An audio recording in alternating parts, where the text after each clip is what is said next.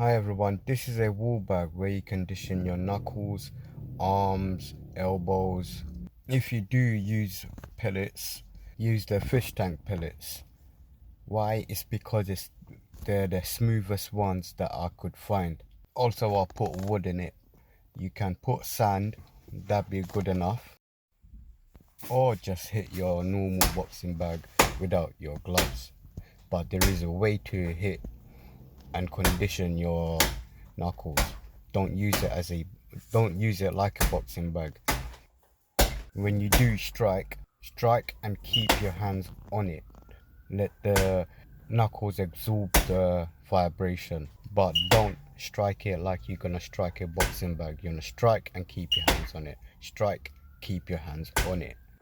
Be very careful how you strike, because you can injure yourself very easily with this.